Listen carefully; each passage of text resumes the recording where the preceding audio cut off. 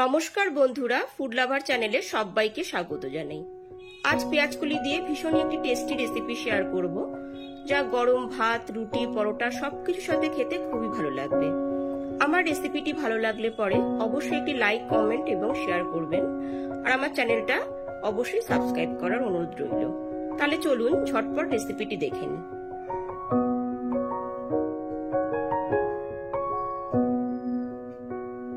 এখানে 200 গ্রাম পেঁয়াজকলি খুব ভালো করে পরিষ্কার করে ধুয়ে নিয়েছি। এবার পেঁয়াজকলিগুলোকে কেটে নেব। সমস্ত পেঁয়াজকলিগুলোকে একটা ছুরি দিয়ে এক সাইজে টুকরো করে কেটে নিয়েছি। গ্যাসের উপর একটা কড়াই বসিয়ে কড়াইটা খুব ভালো মতো গরম করে তাতে দিয়ে দিয়েছি 2 টেবিল চামচ সর্ষের তেল। তেলটা এখানে খুব ভালো মতো গরম হয়ে গেছে। এবার 1 টিস্পুন কালো জিরে দিয়ে দিলাম, আর 2টো শুকনো লঙ্কা দিয়ে দিলাম। গ্যাসের ফ্লেমটা লোতে রেখে ফোড়নটা হালকা করে ভেজে নেব।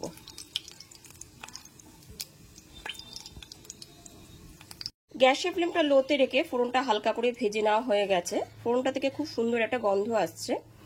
এরপর এর মধ্যে দিয়ে দিচ্ছি 1 টেবিল চামচ রসুন কুচি। রসুনটাকে একটু থেতো করে নিয়েছি।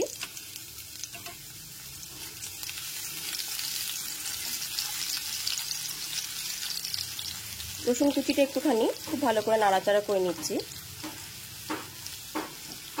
গ্যাসের ফ্লেমটা লোতে রেখে রসুনটা 1 থেকে 1.5 মিনিট নাড়াচাড়া করে নেওয়ার পর এতে দিয়ে দিচ্ছি পেঁয়াজ কুচি।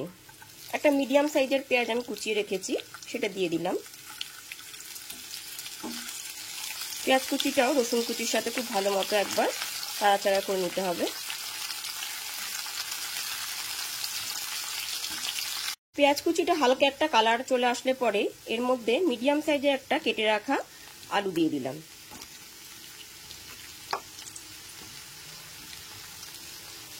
গ্যাসের ফ্লেমটা এখন মিডিয়ামে আছে। গ্যাসের ফ্লেমটা মিডিয়ামে রেখে আলুর টুকরোগুলোকে 1 থেকে 1.5 মিনিট নাড়াচাড়া করে নেওয়ার পর এর মধ্যে দিয়ে দিচ্ছি ফুলকপির টুকরো। ফুলকপিটাকে আমি ছোট ছোট টুকরো করে কেটে নিয়েছি, সেটা দিয়ে দিলাম। এবার আলুর সাথে ফুলকপিটা ভালো করে ভেজে নিতে হবে।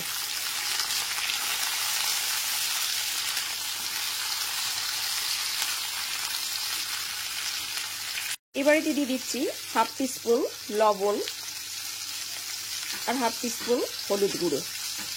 হলুদ গুঁড়ো লবণটা খুব ভালো মতো আলু আর ফুলকপির সাথে মিশিয়ে নিচ্ছি।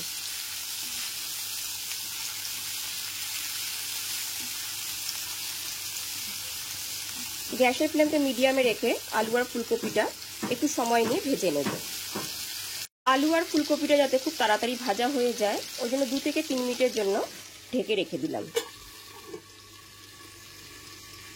2-3 মিনিট পর ঢাকনাটা সরিয়ে একবার দেখে নিচ্ছি। আলু আর ফুলকপিটাকে খুব ভালো মতো একবার নেড়ে নিচ্ছি।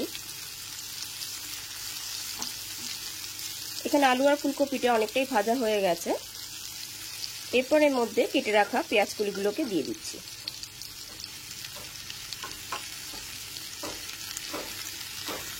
সমস্ত কেটে রাখা পেঁয়াজকলিগুলো আলু আর ফুলকপির সাথে খুব ভালো মতো মিশিয়ে নিচ্ছি।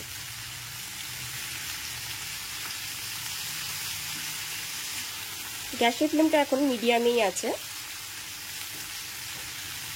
পেঁয়াজকলিগুলো খুব ভালো মতো মিশিয়ে নেবার পর পেঁয়াজকলিগুলো যাতে খুব তাড়াতাড়ি ভাজা হয়ে যায়, ওই জন্য 2 থেকে 3 মিনিটের জন্য ঢেকে দিলাম। 2 থেকে 3 মিনিট পরে ঢাকনাটা খুলে আর একবার দেখে নিচ্ছি। এবার খুব ভালো করে একবার নেড়ে নিলাম।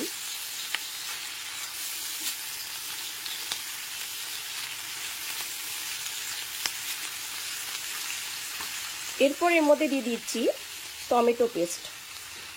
একটা মিডিয়াম সাইজের টমেটোকে আমি পেস্ট করে নিয়েছি, সেটা দিয়ে দিলাম।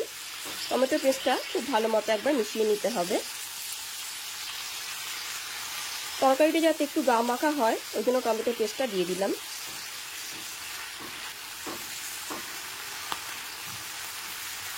টমেটো বাটাটা খুব ভালো মতো মিশিয়ে নেবার পর এর মধ্যে দিয়ে দেব একটা কাঁচা লঙ্কা। একটা কাঁচা লঙ্কাকে আমি একটু ফালি করে নিয়েছি, সেটা দিয়ে দিলাম। ঝালটা অবশ্যই আপনাদের স্বাদ অনুযায়ী দেবেন। আর দিয়ে দিচ্ছি 1/2 টিস্পুন চিনি। চিনিটা দিলে পরে স্বাদটা খুবই ভালো আসবে।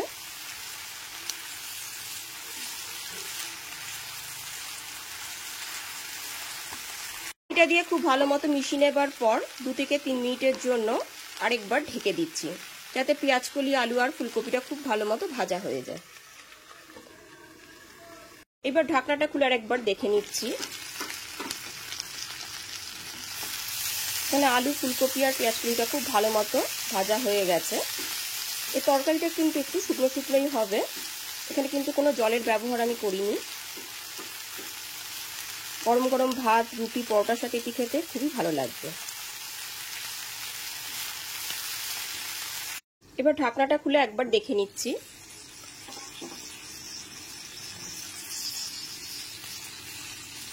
খুব ভালো মতো একবার নেড়ে নিলাম।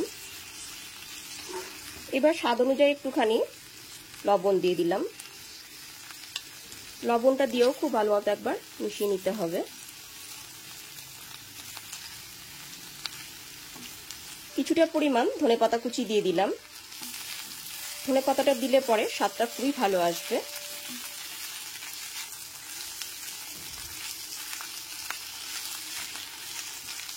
ধনেপাতা কুচিটা দেওয়ার পর খুব ভালো মতো মিশিয়ে নিয়েছি।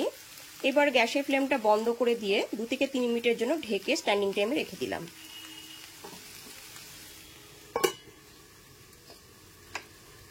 এইবার একদমই ফাইনালি পেঁয়াজকলি রেসিপিটি রেডি হয়ে গেছে। গরম গরম রুটি, পরোটা, ভাত সবকিছুর সাথে এটি খেতে অসাধারণ লাগবে। তাহলে চলুন পরিবেশন করে ফেলি। তাহলে অবশ্যই বাড়িতে পেঁয়াজকলি দিয়ে রেসিপিটা ট্রাই করুন আর আমাকে কমেন্ট করে জানান যে রেসিপিটি আপনাদের কাছে কেমন লাগলো। আজ তাহলে পর্যন্তই, আবার হাজির হয়ে যাব নতুন করে রেসিপি নিয়ে।